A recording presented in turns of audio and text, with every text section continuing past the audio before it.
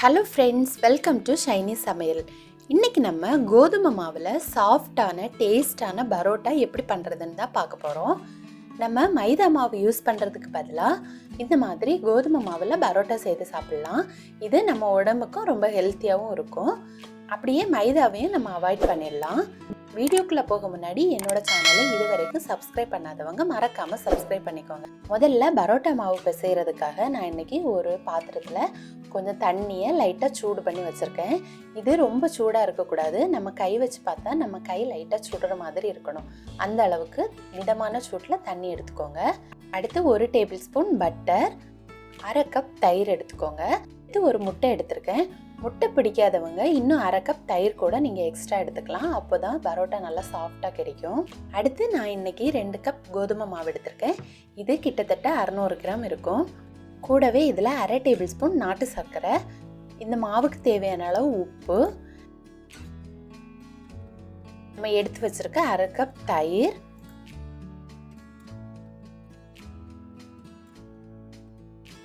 கூடவே ஒரு முட்டையும் 1 டேபிள் ஸ்பூன் எண்ணெயும் சேர்த்து நம்ம கை வச்சு இதை நல்லா பிசைஞ்சு விட்டுக்கணும்.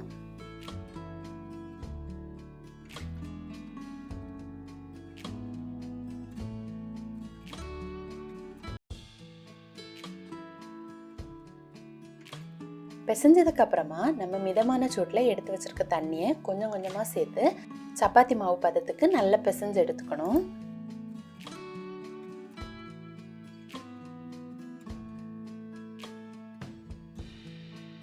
பிசைஞ்சதுக்கு அப்புறமா ஒரு டேபிள் அல்லது கிச்சன் டாப்பில் நல்லா க்ளீன் பண்ணிவிட்டு அதில் இந்த மாவை நல்லா கை வச்சு பிசைஞ்சு எடுத்துக்கணும். இதை ஒரு 5 to 10 மினிட்ஸ் நீங்கள் நல்லா பிசைஞ்சுக்கோங்க. அப்போவே நமக்கு மாவு வந்து நல்லா சாஃப்டாக கிடைக்கும்.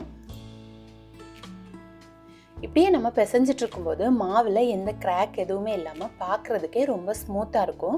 அந்த பதம் வர்றது வரைக்கும் நம்ம பிசைஞ்சு எடுத்துக்கணும். இப்போ பாருங்கள், மாவு வந்து எவ்வளோ ஸ்மூத்தாக சாஃப்டாக வந்திருக்கு. நம்ம 5 மினிட்ஸ் பிசைஞ்சு எடுக்கும்போதே மாவு வந்து ரொம்ப சாஃப்டாகிடும்.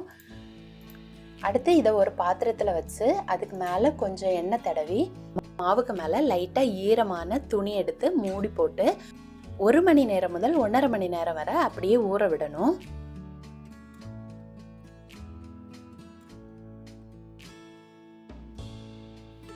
இப்போ 1 மணி நேரத்துக்கு அப்புறம் பாருங்கள் மாவு எவ்வளோ சாஃப்டாக வந்திருக்குன்னு. இதை தொட்டு பார்க்கவே ரொம்ப சாஃப்டாக இருந்துச்சு. அடுத்து இந்த பரோட்டாவில் தடவுறதுக்காக நான் இன்றைக்கி 1 டேபிள் ஸ்பூன் வெண்ணெயும் 1 டேபிள் ஸ்பூன் எண்ணெயும் சேர்த்து மிக்ஸ் பண்ணி வச்சுருக்கேன். வெண்ணெய் இல்லாதவங்க வெறும் எண்ணெய் மட்டும் தடவினா போதும். அடுத்து நம்ம கிச்சன் டாப்பில் வந்து லைட்டாக எண்ணெய் வச்சு நல்லா தடவிக்கணும். இப்போ நம்ம மாவு வந்து அதில் ஒட்டாமல் இருக்கும். அடுத்து மாவை வந்து கொஞ்சம் கொஞ்சமாக பிரித்து எடுத்து அதை பால் பிடிச்சி வச்சுக்கணும். நான் கொஞ்சம் மாவு எடுத்து அதை 2 கையிலையும் தேய்ச்சி இந்த மாதிரி கை வச்சு ப்ரெஸ் பண்ணி பால் எடுக்கிறேன். உங்களுக்கு இந்த மாதிரி வரலைன்னா சப்பாத்திக்கு பால் பிடிக்கிற மாதிரியே செய்துக்கலாம்.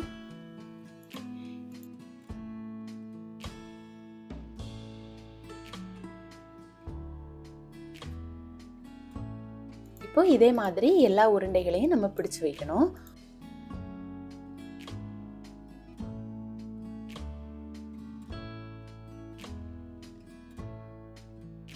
உருண்டை பிடிச்சதுக்கு அப்புறமா அதை ஒரு பாத்திரத்தில் சேர்த்து அதுக்கு மேலே கொஞ்சம் எண்ணெய் தடவி இதை ஒரு 10 to 15 மினிட்ஸ் அப்படியே விட்டுடுங்க.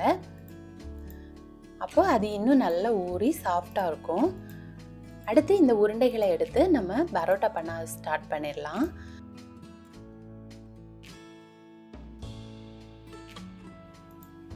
இப்போ பாருங்கள், இந்த உருண்டைகள் வந்து நல்லா சாஃப்டாக இருக்குது.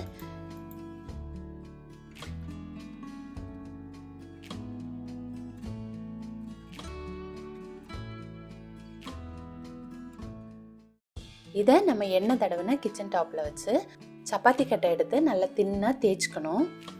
ரொம்ப தின்னாக தேய்க்க வேண்டாம். நம்ம சப்பாத்திக்கு தேய்க்கிறத விட கொஞ்சம் தின்னாக தேய்ச்சி வச்சுக்கோங்க. ரொம்ப தின்னாக தேய்ச்சிட்டோன்னா அது நல்லா ஒட்டி பிடிச்சிக்கும், நமக்கு அதிலேருந்து எடுக்க வராது. அடுத்து நம்ம மிக்ஸ் பண்ணி வச்சுருக்க வெண்ணெய் கலவையை எடுத்து இதுக்கு மேலே கொஞ்சம் நல்லா தடவி கொடுக்கணும்.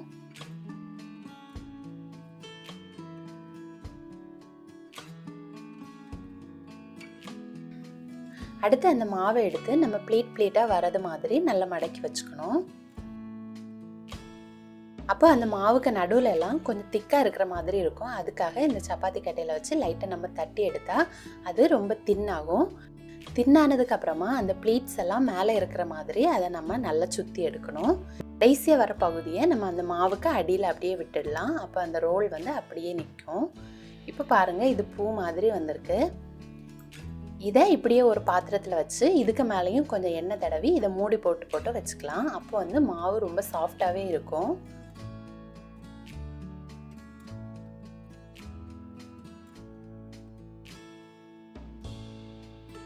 இதே மாதிரி அடுத்திருக்க மாவுலையும் செய்யலாம்.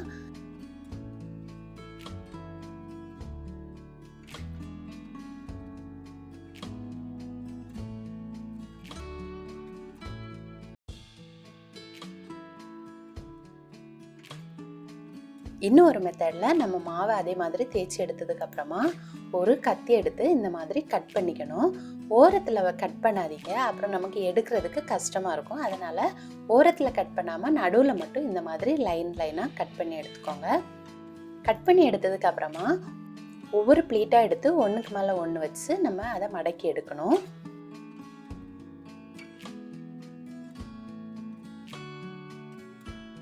இப்போ நம்ம எல்லாத்தையும் மடக்கி எடுத்ததுக்கப்புறமா இதுலேயும் அந்த பிளேட்ஸ் எல்லாம் மேலே இருக்கிற மாதிரி நம்ம மடக்கி கடைசியாக வர பகுதியை அந்த மாவோட அடி சைடு வச்சு எடுக்கணும்.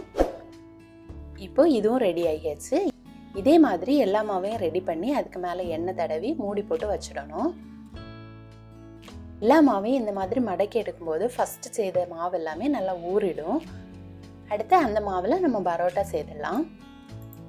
இப்போ பாருங்கள், இது ரொம்ப அழகாக ஊறி சாஃப்டாக வந்திருக்கு. அடுத்து இந்த மாவை நம்ம கை வச்சே நல்லா ப்ரெஸ் பண்ணணும். இதுக்கு சப்பாத்தி கட்டையெல்லாம் தேவையில்லை, நம்ம கை வச்சே ப்ரெஸ் பண்ணால் நல்லா அழகாக வரும். ஏன்னா மாவு வந்து அவ்வளோ சாஃப்டாக இருக்கும். இதை ரொம்ப தின்னாக வர அளவுக்கு நம்ம ப்ரெஸ் பண்ணக்கூடாது, கொஞ்சம் திக்காக இருக்கணும். அப்போ தான் அது பரோட்டா மாதிரி வரும். நம்ம ரொம்ப தின்னாக தேய்ச்சி எடுத்தோன்னா அது வந்து ரொட்டி மாதிரி ஆகிடும். அதனால் கொஞ்சம் திக்காகவே நம்ம ப்ரெஸ் பண்ணி எடுத்துக்கணும். அடுத்து நம்ம சூடான தோசைக்கல்லில் போட்டு இதை சுட்டு எடுக்கணும். ஒரு சைடு லைட்டாக வெந்தோடனே அடுத்த சைடு நம்ம திருப்பி போட்டுக்கோங்க.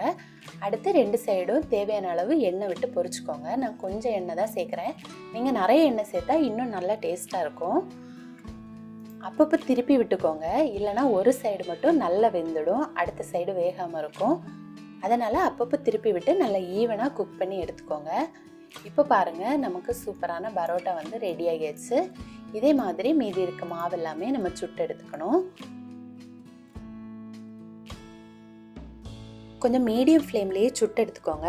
ஹை ஃப்ளேமில் எடுத்தோன்னா அது தீஞ்சு போயிடும். அதனால் மீடியம் ஃப்ளேமில் வச்சு நல்லா திருப்பி விட்டு நல்லா வேக வச்சு எடுத்துக்கோங்க. நம்ம மைதா பரோட்டா சாப்பிட்றதுக்கு பதிலாக இந்த மாதிரி கோதுமை பரோட்டா நம்ம வீட்டிலேயே செய்து சாப்பிடும்போது நமக்கு ரொம்ப ஹெல்த்தியாக இருக்கும். அதே மாதிரி மைதாவையும் நம்ம நல்லா அவாய்ட் பண்ண மாதிரி இருக்கும்.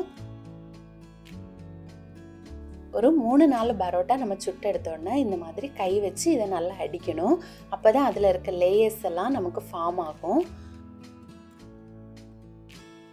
இப்போ பாருங்கள், நல்லா அடிச்சு எடுத்தாச்சு.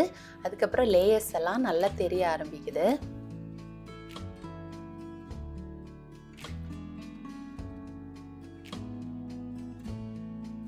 இப்போ நான் ஒரு பரோட்டா எடுத்து காமிக்கிறேன் பாருங்கள், எவ்வளவு சாஃப்டாக அது பிஞ்சு வருதுன்னு பாருங்கள். ரொம்ப சாஃப்டாக இருந்துச்சு. கை வச்சு லைட்டாக இழுத்தாலே அது சூப்பராக பிஞ்சு வந்துச்சு. இதை உங்களுக்கு பிடிச்ச சால்னா அல்லது குருமா கூட நீங்கள் சாப்பிட்லாம். நான் இதுக்கு கூட எம்டி பரோட்டா சால்னா வச்சு தான் சாப்பிட போகிறேன். பரோட்டா சால்னா ரெசிபி வந்து நான் ஏற்கனவே என்னோடய வீடியோவில் போட்டிருக்கேன். தேவைப்படுறவங்க டிஸ்கிரிப்ஷன் பாக்ஸில் பார்த்துக்கோங்க. கட்டாயம் நீங்களும் இதை செய்து பார்ப்பீங்கன்னு நினைக்கிறேன். செய்து பார்த்து இந்த பரோட்டா எப்படி வந்துச்சுன்னு உங்களோட கமெண்ட்ஸை சொல்லுங்கள். இந்த வீடியோ உங்களுக்கு பிடிச்சிருந்ததுன்னா என்னோட சேனலை மறக்காமல் சப்ஸ்கிரைப் பண்ணிக்கோங்க. தேங்க்யூ.